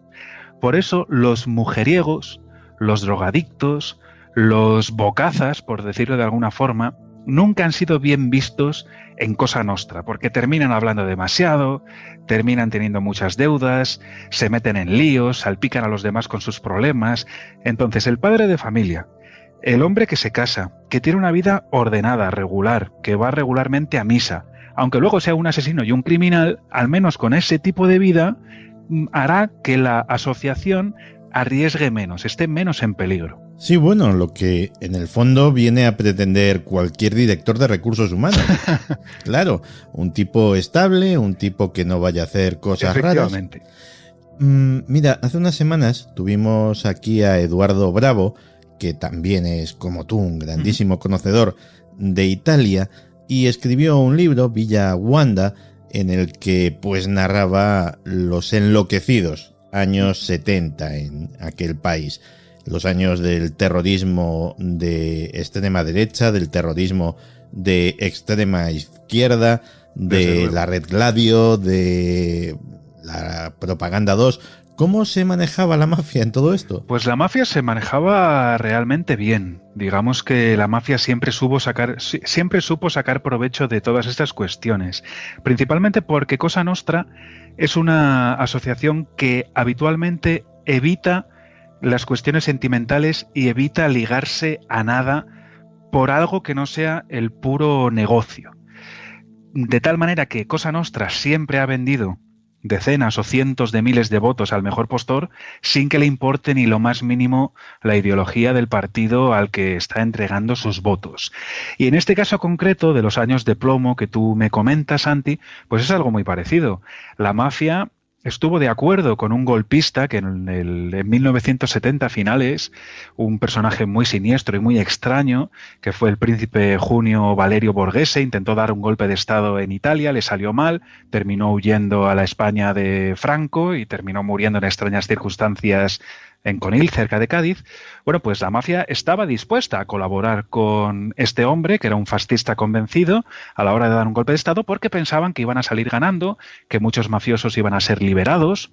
Después, con el terrorismo, pues en realidad la mafia, hasta cierto punto, colaborando con determinados grupos terroristas, colaborando también con los servicios secretos desviados y con la logia masónica Propaganda 2, esto también le sirvió a Cosa Nostra para rearmarse y para aprender tácticas y técnicas que hasta aquel momento la propia mafia no conocía, como por ejemplo pues los atentados con coche bomba, los ingenios electrónicos, los mandos a distancia, los explosivos militares, la combinación de diferentes explosivos.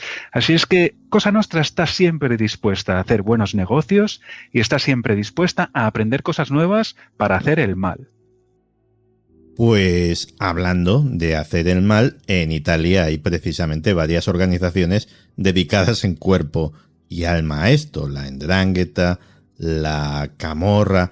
¿Cómo se llevan entre sí Cosa Nostra y estas otras organizaciones? Pues depende, pero normalmente se suelen llevar bastante bien, bastante bien. De hecho, una antigua leyenda calabresa, dice que en realidad el origen de las tres principales mafias es el mismo y además se supone que estas tres sociedades vendrían de tres hermanos que pertenecieron a la Garduña toledana, que después se fugaron porque vengaron a una hermana deshonrada, se refugiaron en una isla del Mediterráneo muy cerca de Sicilia y después uno de ellos fue a Sicilia, fundó Cosa Nostra, otro fue a Nápoles y fundó la Camorra y otro fue a Reggio Calabria y fundó allí la 'Ndrangheta. Pero en muchas ocasiones han colaborado entre ellas y actualmente siguen colaborando entre ellas. Pero es verdad que estos equilibrios de poder van cambiando. Por ejemplo, a través del libro de Roberto Saviano, que todos conocemos, y la película Gomorra, se hizo muy famoso, y esto le supuso una condena a muerte prácticamente a Saviano, un personaje que era Francesco Schiavone Sandokan. Sandokan, teóricamente por su zona, debería pertenecer a la Camorra, pero no es así porque la Camorra se circunscribe principalmente a Nápoles ciudad y a la provincia de Nápoles.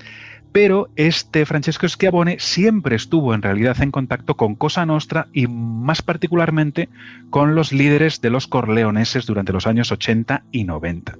E incluso a día de hoy, la 'Ndrangheta empieza a cambiar también su esfera de influencia y ya no trata tanto, que sigue tratando con Camorra y con Cosa Nostra, sino que ahora empieza a tratar con la banda de criminales más peligrosa del otro lado del mar Adriático, que es la mafia albanesa.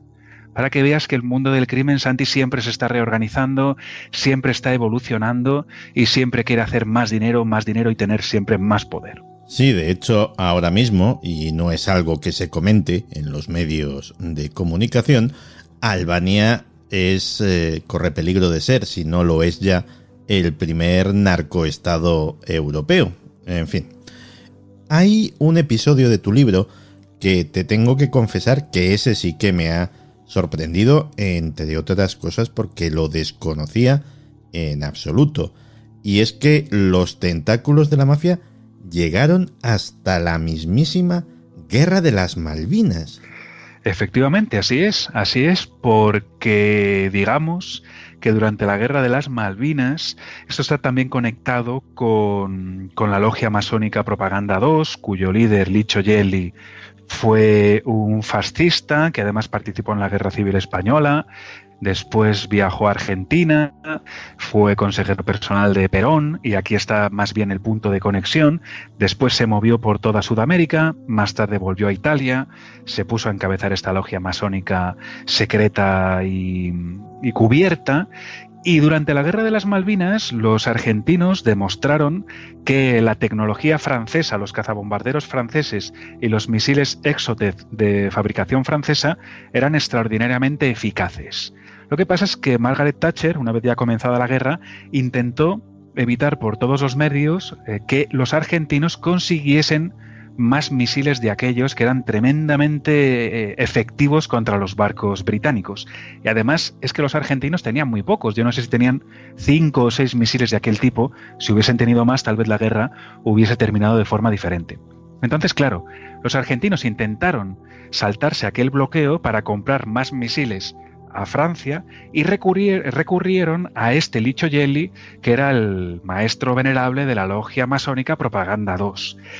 Y, de hecho, lo que hizo el gobierno de Fortunato Galtieri, que era el presidente de la Junta Militar Argentina en aquel momento, fue depositar urgentemente $200 millones en un banco de Lima, Perú, en el Banco Andino, cuyo nombre completo era Banco Andino Ambrosiano, que a alguno de los oyentes les sonará por el escándalo del Banco Ambrosiano, que era un banco llevado adelante por un tipo muy, muy misterioso, también muy extraño, un tal Roberto Calvi, que era uno de los principales banqueros, junto con Michele Sindona de aquella época, tanto banquero de Dios como banquero del diablo, porque era uno de los principales banqueros que se dedicaba al reciclaje de dinero del Vaticano y también al reciclaje de dinero de la mafia.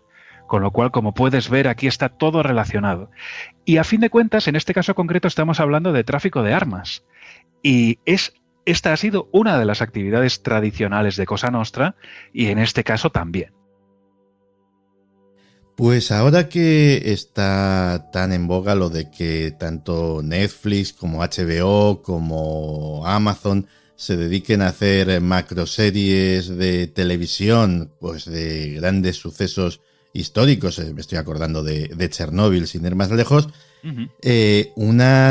algo que daría para una serie de televisión tremenda es el macrojuicio contra la mafia de 1986, ¿verdad?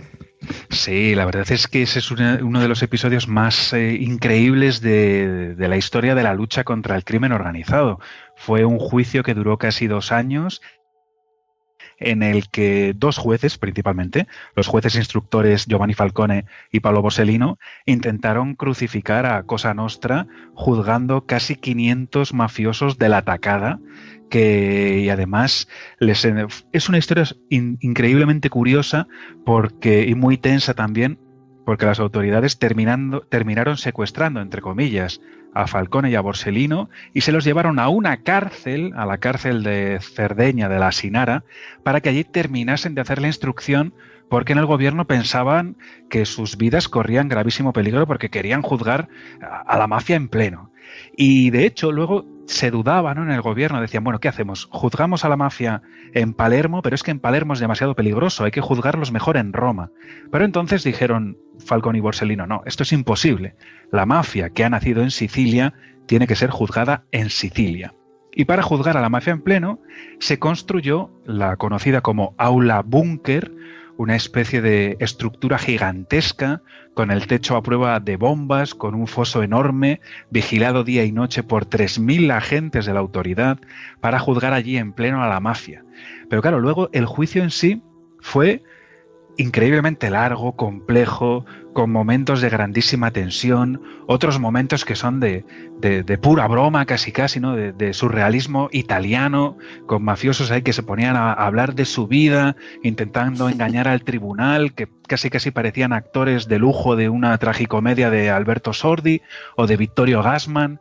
Un juicio extraordinariamente complejo que terminó con 19 cadenas perpetuas, con casi 300 condenas, más de 3.000 años de cárcel, y que de hecho, desde un cierto punto de vista, de forma operativa, Cosa Nostra quedó muy tocada de aquel atentado, de aquel juicio, y hubiese sido un gran momento para continuar luchando contra la mafia, pero algo extraño pasó por ahí, porque al final todos aquellos esfuerzos más o menos se fueron diluyendo.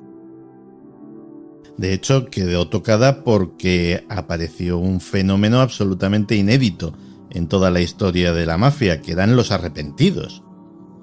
Pues efectivamente, el juicio, el maxiproceso contra la mafia tuvo un momento culminante que fue cuando le tocó declarar a un mafioso que tiene una vida de auténtica novela, pero que demuestra una vez más que la realidad supera a la ficción, llamado Tommaso Buscetta, apodado Don Masino. Que este hombre tuvo una carrera criminal muy larga, vivió muchísimo tiempo en Sudamérica, en Argentina, en México, en Venezuela, en Brasil, también en los Estados Unidos, iba y venía.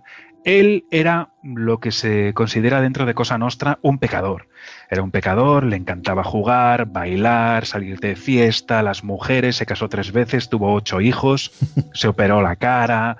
Vamos, era un hombre fiesta total, pero sus hermanos mafiosos se lo perdonaban porque traficando con drogas de Europa hacia América era el mejor. ¿Qué sucede? Que durante la Segunda Guerra de Mafia, durante la guerra contra los corleoneses, Tommaso Buscetta estuvo en el bando equivocado. Y no solo mataron a todos sus aliados o a sus principales aliados y valedores dentro de Cosa Nostra, sino que Totò Riina, para intentar que Buscetta diese la cara, porque estaba refugiado en Brasil, mató a sus 2 primeros hijos varones, a uno de sus hermanos, a uno de sus sobrinos y casi hasta 30 personas más o menos directa o indirectamente relacionadas con su familia. Y al final, la única forma que encontró este hombre, Tommaso Buscetta, de vengarse de los corleoneses fue contándolo todo. Y de hecho, él fue detenido en Brasil, fue extraditado a Italia y tuvo la suerte de encontrarse con el juez Giovanni Falcone, que curiosamente había nacido en el mismo barrio que el propio mafioso Tommaso Buscetta. Y Buscetta, cuando declaró delante de Falcone, lo hizo con una sola condición, que era la siguiente. Él no se consideraba un arrepentido, porque de hecho él no se arrepentía de nada. Y si estaba contándole todo aquello al juez Falcone, porque él sabía absolutamente todo desde la A hasta la Z, tenía unos conocimientos enciclopédicos de cómo se organizaba Cosa Nostra, y él lo hizo, lo dijo, lo contó todo, porque quería vengarse de sus enemigos, vengarse de los asesinos de sus familiares, y porque además él consideraba que la Cosa Nostra que él conoció ya no existía, había sido aniquilada por culpa de Totò Riina y de los corleoneses. Ya. Y sin embargo el juicio tuvo un epílogo triste, un epílogo amargo, con el asesinato del juez Falcone. Pues sí, ese es un momento particularmente trágico. y un momento particularmente duro, porque en el fondo lo que significa es que la mafia había ganado. Había ganado hasta cierto punto en esa guerra contra el Estado, tal vez porque el Estado abandonó al juez Giovanni Falcone. El juez Giovanni Falcone, desde que terminó el maxiproceso, intentó seguir luchando contra la mafia a cualquier precio, pero por sus propios colegas dentro de la magistratura, por los políticos, fue permanentemente humillado. Y da la sensación de que el maxiproceso a la mafia fue un toque de atención del Estado a Cosa Nostra, como diciendo, cuidado, que si queremos acabar con vosotros podemos hacerlo, porque tenemos los medios, y a gente tan válida como Falcone, como Borsellino y como todos los magistrados que formaban parte de este grupo antimafia. Pero da la sensación de que llegó un momento en el que el Estado ya no quiso luchar, sino más bien, tal vez, quiso llegar a una especie de acuerdo con Cosa Nostra, y uno de las monedas de cambio fue precisamente el juez Giovanni Falcone, que primero fue humillado y maltratado por los políticos y por los magistrados. Falcone no conseguía ninguno de los ascensos que solicitaba, se le tachaba de ser un trepa incluso, de querer hacer carrera gracias a la mafia, cuando él lo que quería era hacer carrera para luchar contra la mafia, y esto va a culminar con su asesinato en mayo de 1992, se le va a hacer saltar por los aires literalmente a él junto a su esposa, junto a 3 miembros de la escolta, la bomba va a reventar un trozo enorme de autopista, y bueno, en realidad tuvo suerte hasta cierto punto Falcone porque sobrevivió, pero murió a las pocas horas y su mujer murió aquella misma noche. Y con la muerte de Falcone, pues desapareció probablemente la persona que con más ahínco, que con más tenacidad y que con más valentía luchó contra Cosa Nostra, conociendo perfectamente lo que era Cosa Nostra, conociendo la mentalidad palermitana y siciliana, porque Falcone era un siciliano de Palermo. Uh-huh.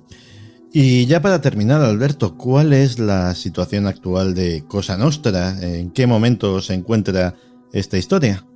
Pues mira, Santi, lo cierto es que a día de hoy, a través de los libros, de las series de televisión, todos conocemos historias de la Camorra, también la 'Ndrangheta empieza a sonar cada vez más, y sin embargo, sobre todo desde 1993, con la captura de Totò Riina, y la entrada al frente de la mafia de Bernardo Provenzano, lo que hizo Cosa Nostra fue ocultarse, desaparecer.